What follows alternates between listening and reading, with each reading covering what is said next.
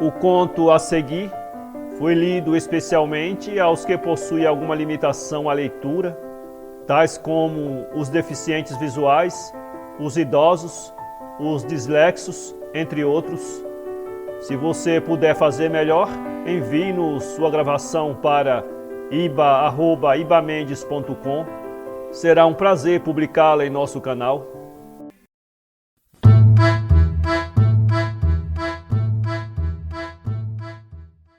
Amores, Amores, de Tomás Lopes, voz, Iba Mendes. Capítulo 1. Na suave paz daquela gloriosa manhã de maio, toda a harmonia e perfumes, o Henrique Duarte de Oliveira Neto, despertou muito feliz e alegre, o coração deliciado de uma doce ventura, e logo abriu, de par em par, as janelas do quarto, por onde o sol entrou rebrilhante. Depois estendeu os formosos olhos azuis pelo céu e pelas montanhas. O firmamento claro refugia esplêndido, sem manchas e sem nuvens. Sob o azul indefinido, o corcovado se erguia, com uma cor vaga de chumbo tostado. As montanhas iam-se-lhe prendendo, mostrando o robusto corpo de pedra cravejado de ligeira vegetação, ou o vasto seio verde e fecundo coroado de copas.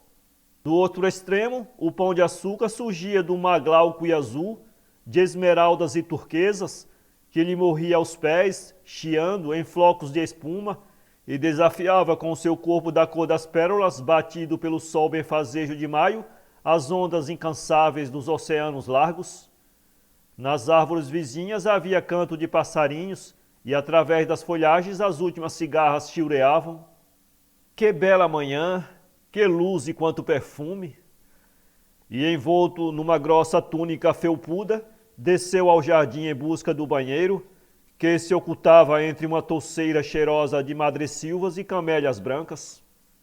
Depois de demorado banho, com a pele fresca e úmida, onde ainda tremiam gotas brilhantes de água clara, voltou para casa, beijado por uma volúpia sutil e inexpressiva, cantarolando abemolados trechos de ópera.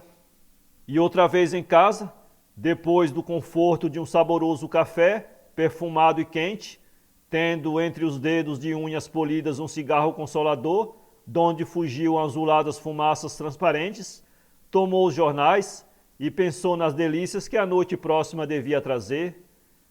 Era o aniversário de sua adorada Maria José, fazia 22 anos, e para festejar-lhe o aniversário feliz, seu pai, o Dr. Hermínio da Fonseca, oferecia-lhe um delicioso baile, e como devia ser bela aquela festa, que também era dele, desse-lhe Deus coragem para dizer a Maria José francamente tudo aquilo que ela já sabia, mas que nunca ouvira dos seus lábios trêmulos, senão por frases muito incompletas e muito vagas.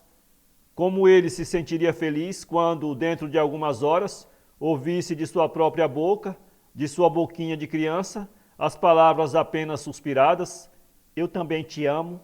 De certo, ela devia confessar, não havia dúvida que o amava. Passou os olhos pelos telegramas e pelo noticiário, leu sem interesse os anúncios de teatro, jogou os jornais em cima da mesa, retomou-os para largá-los novamente, e foi a uma estante, tirou um livro que não leu, e abriu um e folheou outro, e afinal, por acaso, parou diante deste pedaço do intermezzo. Chorei em sonho, sonhava que tinhas morrido, despertei, o pranto correu dos meus olhos cansados. Chorei em sonho, sonhava que me esqueceras por outro, despertei e chorei amargamente horas perdidas. Chorei em sonho, sonhava que ainda merecia o teu amor, despertei e torrentes de lágrimas eternas eternamente correm das minhas faces pálidas. Como é triste o meu pobre homônimo. Henrique, Henrique, levanta-te, curarei as feridas do teu coração. Não me posso erguer, atravessei o crânio com uma bala, meu amor, meu amor. Pobre Henrique, quem sabe se eu... Nesse momento, a campainha do hotel, para onde ele se mudara depois que seus pais e sua irmã, mocinha de 18 anos, foram para a Europa, repicou, vibrante Argentina, claro som de metal. Era a hora do almoço e Henrique desceu ao jardim e floriu a lapela do casaco de casimira branca com uma rosa de inverno, cheirosa e rubra. A toalha da mesa alvejava, cheirando a linho bem lavado, onde se estendiam as porcelanas e os cristais.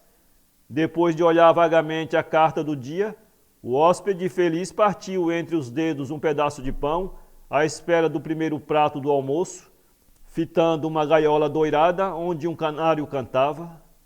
Henrique Duarte de Oliveira Neto nasceu em São Paulo, em princípios do ano de 1865. Terminando o curso de Humanidades, matriculou-se na Academia de Direito, onde cursou até o 3º ano. Datam dessa época os jornais de vida efêmera que dirigiu em companhia de alguns colegas audaciosos. A Luta, o Clarim, o Paladino atacaram impenitentemente a escravatura e o Barão de Cotegipe, prostraram-se aos pés da Estátua da Liberdade, essa figura de deusa e de virgem, impoluta e branca, que os carrascos do continente negro queriam profanar para atrocidar depois. O jovem jornalista não passou pela vida acadêmica sem a manifestação dos sonetos, onde geralmente a sua alma de moço se confrangia em torturas dolorosas e o seu rosto era um palhaço. O meu rosto é um palhaço arrebicado que anda de feira em feira a se mostrar. Depois de cometer todas essas barbaridades sentimentais, foi reprovado no 3º ano e, nas vésperas de vir para o Rio estudar medicina, quebrou uma bengala às costas de um ex-colega, seu rival nos amores, porque uma vez na academia, diante de muita gente, ousou dizer que o neto tinha uma cara de clown. Quando, em princípios de 1886, o Expresso do Brás conduziu-o à corte de Dom Pedro II, Henrique trazia 21 anos e grandes projetos de vitória. Ainda mal chegara, começou a cultivar as relações com o Dr. Hermínio da Fonseca, médico de nomeada, com muita clínica e uma filha encantadora, a Maria José, mais moça do que ele, apenas 2 anos. Viu-a o Henrique e não a amou imediatamente.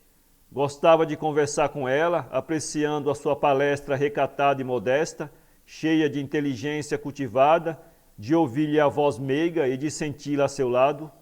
Ao fim de 6 meses, quando a encontrava, já sentia uma espécie de tremor gelado, meio paralítico no coração, mas a si próprio dizia que não a amava, que tinha mais em que pensar e que já não possuía ilusões.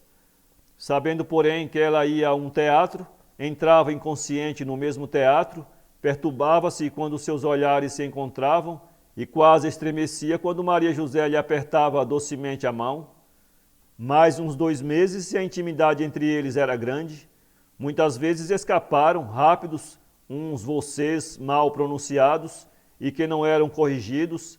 E uma noite, quando o Henrique tocava a campainha em casa do Dr. Hermínio, veio abrir-lhe a porta a Maria José, viu-o e estremeceu, ele corando e baixando os olhos. Ah, é a senhora? Quando às 11 horas recolheu a casa, vinha triunfante. Não há dúvida. Daquela noite em diante, uma vida nova começou para o Henrique. Amava muito, mas era um amor delicado, sem grosserias, um amor sutil que o invadia, com um vago tom de doçura, suavemente voluptuosa como os perfumes do Japão. Se às vezes alguma nuvem interceptava aquela felicidade, Henrique não se maldizia, nem arrancava os cabelos. Voltaram os sonetos, agora suaves, como o fio cristalino d'água clara. Quando te vejo, ó pálida querida, minha alma para tua alma vai fugindo, bebo o teu riso que me está sorrindo, como um sol novo que ilumina a vida. Quando te vejo... Henrique teve a delicada reserva de não confiar o seu segredo a ninguém, escondendo-o cheio de cuidados, como quem trata de uma débil planta, apenas nascida, que precisa de todos os carinhos para vicejar. Ficava esquecido, horas perdidas, defronte de Maria José, fitando-a com amor e respeito, como um crente que contempla uma imagem, adorando-a, sentindo-a viver nele, olhando seus olhos, que apenas medrosos de corrida paravam nos dele. Ela ficava distraída, levantava-se, voltava a sentar-se, acariciava-o rapidamente com os olhos e conversava com outra pessoa. Entretanto, nunca houve entre eles uma palavra traidora, uma indireta numa frase. Eram apenas os olhos e as ações que falavam. Uma vez de dia, quando Henrique chegou à casa de Maria José, encontrou-a tecendo um manto azul para Nossa Senhora das Dores. Quer fazer um manto para mim? Ela fitou-lhe nos olhos os seus grandes olhos tão docemente que ele estremeceu, e aqueles olhos, banhando de uma luz preciosa as suas faces pálidas de raro ônix, semelhavam à superfície clara de um lago de leite. Nunca mais o neto esqueceu aquele olhar que era uma declaração de amor. Com o tempo que foi passando, o amor de ambos transpareceu na menor palavra e no menor gesto. O Henrique não se conteve e confessou. Maria José, por um requinte de castidade, negou firmemente, mandando-lhe recados, que nunca o tinha amado, que não o amava, que perdesse as esperanças, porque nunca havia de amá-lo. Ao princípio, aquele vulcão que explodia, envolvendo-o de fumarada espessa, abalou-o profundamente, mas com a continuação de vê-la, de senti-la comovida a seu lado, as mãos frias e a voz trêmula, chegava a dizer: olhem, se Maria José me disser a mim próprio que não ama, eu lhe não direi nada, por delicadeza, está claro, mas continuo a jurar diante de todos os santos da corte celeste que ela me adora.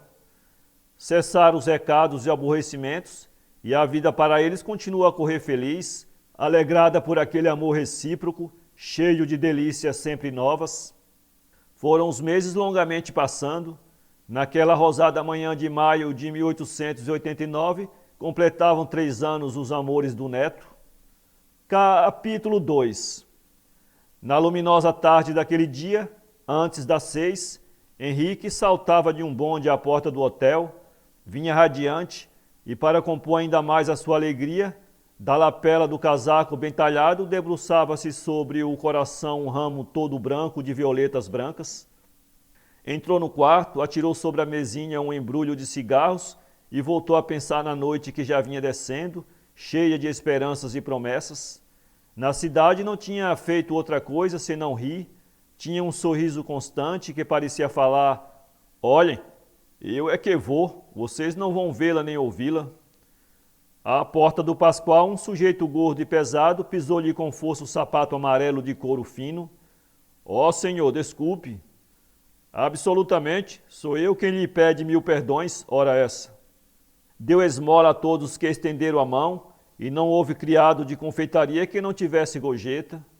Henrique Duarte de Oliveira Neto, pondo os braços em cruz sobre o peito forte, como se quisesse cada vez mais aconchegar a felicidade, levantou-se e foi à janela que olhava para o mar e para os lados da Gávea. Por trás do corcovado o sol morria, muito grande e vermelho. Em torno o azul se rasgara e grandes nuvens rútilas se abriam como que para engolir aquele gigante de luz. Por fim desapareceu de todo.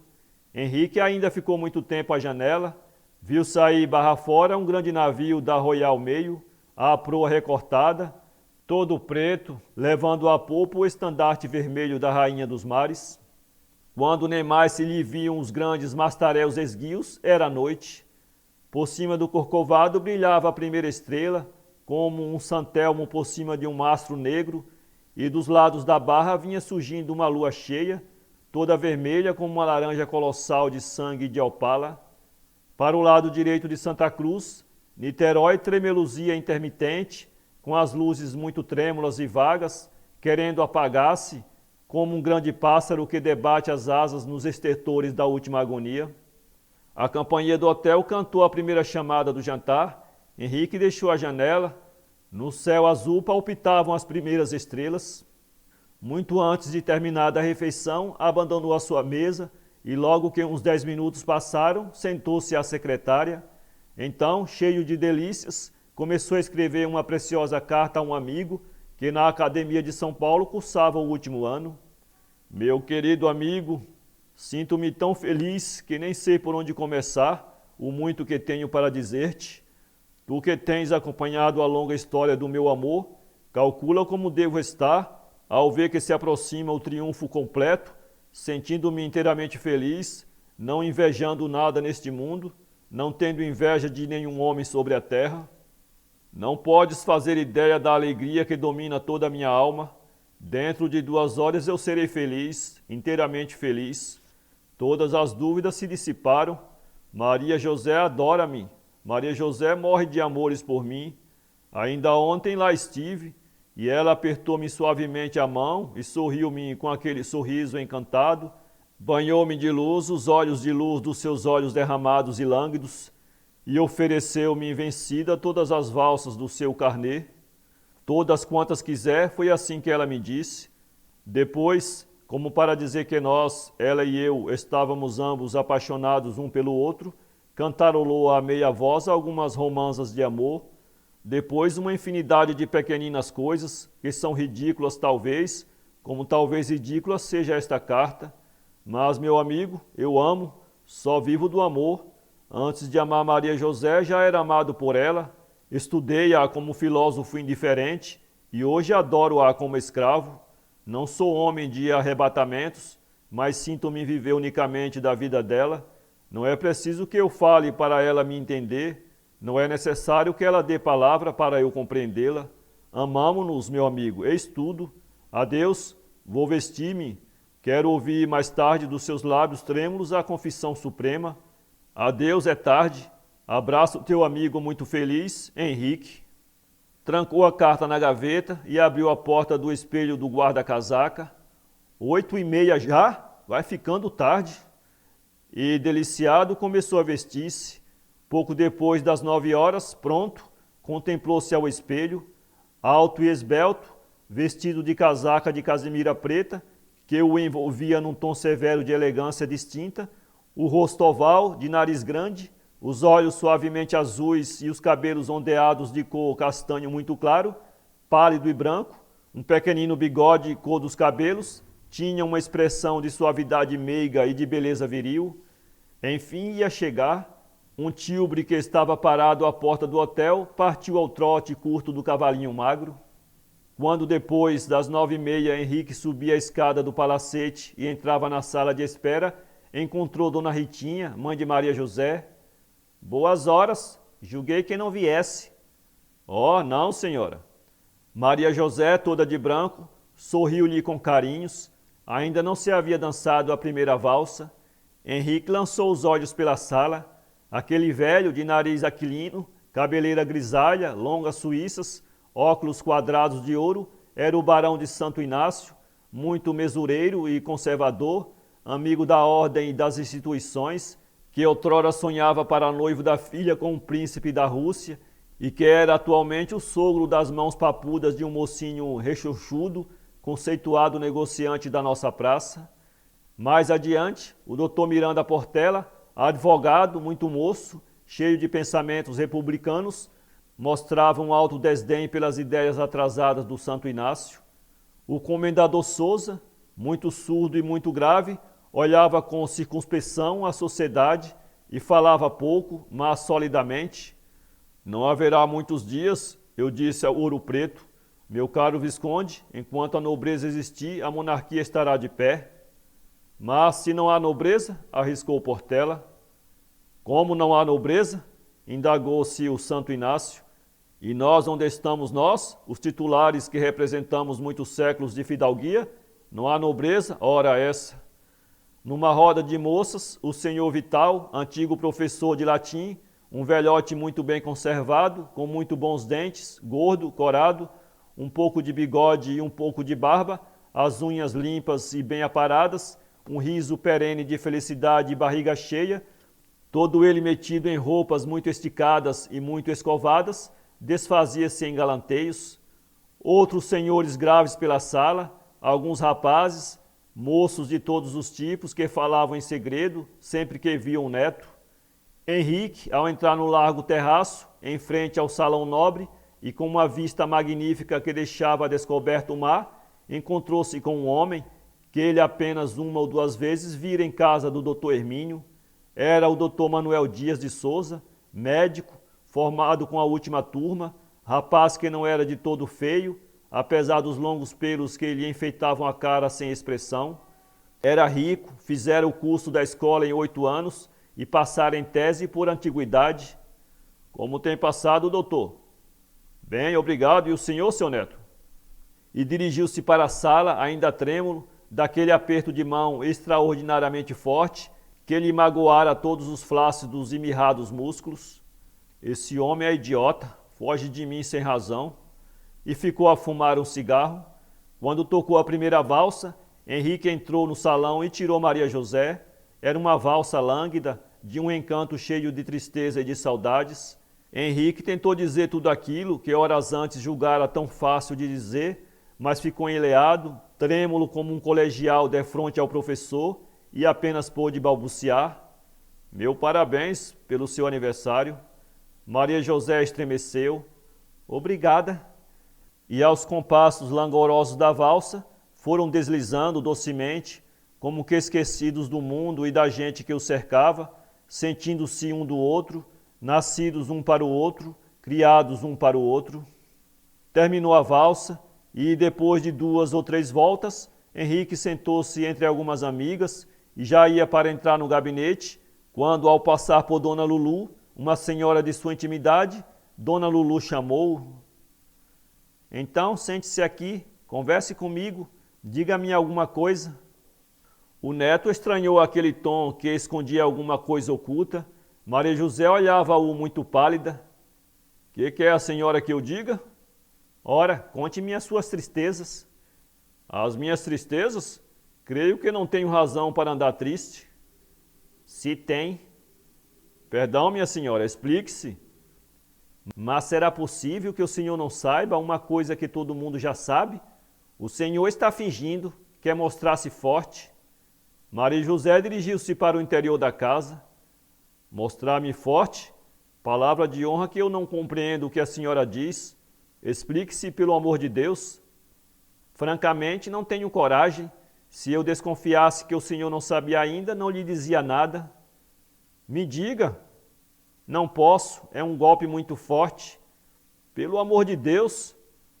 Então seja forte. O senhor não sabe que Maria José foi pedida e que está noiva? Uma onda de sangue beijou as faces de Henrique e logo depois uma palidez de morte cobriu-as. Marejaram-se-lhe os olhos e a voz era apenas perceptível. Maria José, noiva de quem? Não é possível. Ora, se é. Henrique levantou-se, quase cambaleando, mas ao chegar ao gabinete estacou, varado e lívido. Maria José, Dona Ritinha e o Dr. Manuel Dias de Souza formavam um grupo. Dona Ritinha dirigiu-se para o Henrique e, com a sua voz simpática: não conhece seu neto, o Dr. Manuel Dias de Souza, noivo de Maria José? Henrique baixou de leve a cabeça. Já o conhecia, muita honra. E, desvairado, entrou na sala de jogo. Ó, neto, queres entrar? Vem dar sorte às cartas. Henrique sentou-se, começou a jogar e a perder. Estás perdendo alguma coisa. Infeliz no jogo, feliz nos amores. As cartas caíram-lhe da mão.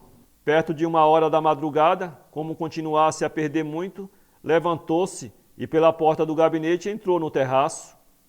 Sentou-se no banco, deixou a cabeça cair sobre as mãos geladas e mal pôde conter as lágrimas que pululavam nos olhos e lhe tomavam a garganta.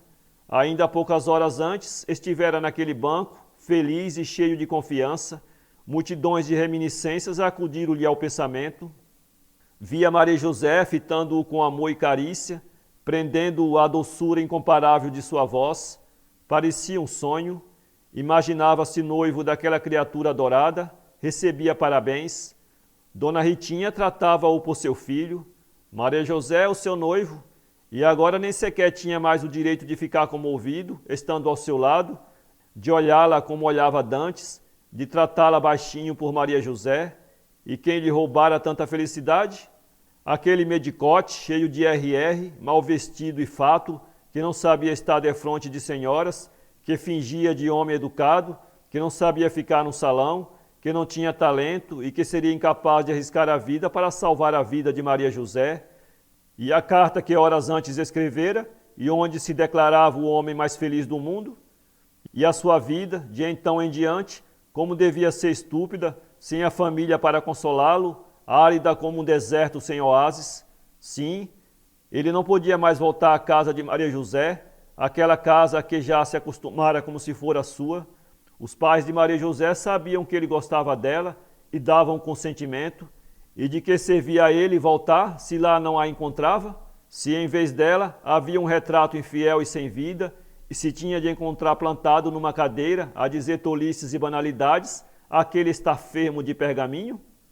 De que lhe serviam a ele o talento, a coragem, a mocidade, a vida, a família, um futuro brilhante e um amor extraordinário por Maria José, se a tudo isto preferiram um doutor analfabeto? Devia morrer, atravessar o coração com uma bala, morrer, mas morrer assim, na florescência da mocidade, estupidamente, burguesamente? Iria viajar à Europa a fim de esquecê-la, mas como devia ser triste o Atlântico, povoado de saudades mortas e recordações defuntas, e ele com o coração vazio, mas inteiramente cheio dela. Antes morrer, meu Deus, meu Deus, meu Deus. E as lágrimas brotaram-lhe em cachoeiras, a quadrilha terminou, passos aproximaram-se do terraço, era Maria José. Henrique levantou-se e ficou contemplando o céu, dominado quase. Está ouvindo estrelas? Henrique estremeceu e com a voz um pouco segura: não, minha senhora, estou a ver se chove. Um vento sudoeste refrescava e partia o silêncio da noite. O céu ia ficando cinzento, ameaçando chuva. Deixe a chuva cair, vamos para a ceia. E elevou-o nos olhos suaves, tão suaves como aqueles da tarde em que o neto a surpreendeu tecendo um manto azul para Nossa Senhora das Dores. Ande, vamos para a ceia. Henrique, inclinando-se nervoso, a voz tremida, oferecendo-lhe o braço que tremia. Se a senhora me permite. Na nesga azul do céu palpitavam as últimas estrelas. Para ler esse conto, acesse www.poeteiro.com.